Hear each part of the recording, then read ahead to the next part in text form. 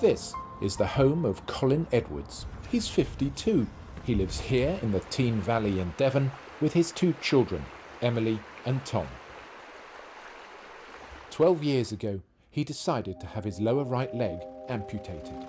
I had a motorcycle accident when I was 18 years old, so they saved my leg at that instant. I had no motor movement, I had hypersensation in some places and no sensation in other places. Before I had any injuries to myself, I ran for South Devon cross country, and played a lot of squash for South Devon. All that stopped overnight. And I can always remember, you know, in my 20s and 30s, having these light dreams about running again, about being able to be, you know, running fluidly. When he turned 40, that dream was to turn into reality. One day, one of the doctors said to me, "Mr. Edwards, have you ever considered having your leg amputated?" I was quite happy to see the back of that leg.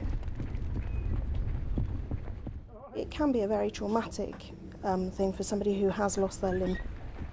For a lot of patients, though, in fact, it's the start of the process of getting better. So tell me, where are we, Colin? Where is this? This is the Extra Mobility Centre, a place I've come to know very well, as you can imagine. And I'm about to see my prosthetist, David House, who has been dealing with me ever since I've become an amputee. The running didn't happen at first because the technology was good, but not for real running. I was farming then. I was a very active person.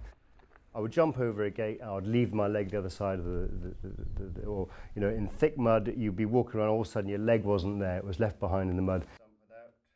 But then this new system came along, the ISROS system. As I do that, you can't hear it, but air is being pushed out, and so a vacuum is being formed inside here. It's not going to come off, okay? Come on in! Running was again going to be a possibility. I got my 3 London Marathon ones. Colin's quite amazing, as you've already seen, from the amount that he is able to do on his prosthetic limb. A New York Marathon one there. Not all of our patients are able to run like Colin does. Medals. So, you know, he is quite exceptional, which makes it really good fun to work with, and that we can try different products on him than we would a lot of the population that we cover. These Grizzlies are about 19 or 20 miles, but they are severe runs. They are really, really hard runs. Colin is having a new leg fitted. It's the latest carbon fibre technology. You can see we've got no heel on this, and so you can't realistically use it for everyday activities because you're wobbling around.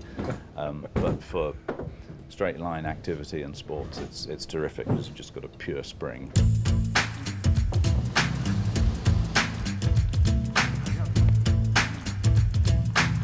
We try very much to give an individual service, so every person is assessed for their individual needs. And so we're trying to look at it as the patient's need rather than this is the catalogue, this is what we provide. So for Colin, we're obviously looking at what he wants to be able to do, which is running. For somebody who is elderly, they might want the leg that is light as possible to get the most out of their life. And I think it's important to say, look, I'm not disabled, I am enabled. And so we're trying to look at it as the patient's need rather than this is the catalogue, this is what we provide. So looking at what they need and putting those services in place. That's Everest I'm looking at now, chaps. There, look at that. We've done a couple of expeditions raising money for charities. We went to Base Camp Everest. Here he comes, intrepid explorer. We haven't found any Yeti prints yet. That's on Everest, standing on my head, as you do. That's right.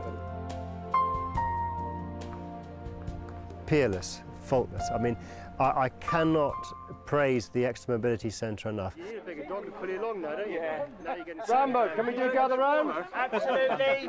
Hash Circle! I run with a local group of runners called the Hashhound Harriers. They've been a tremendous help to my morale and to my courage, I suppose. And we all have hash handles or hash names. And of course, my hash name is Forrest Stump.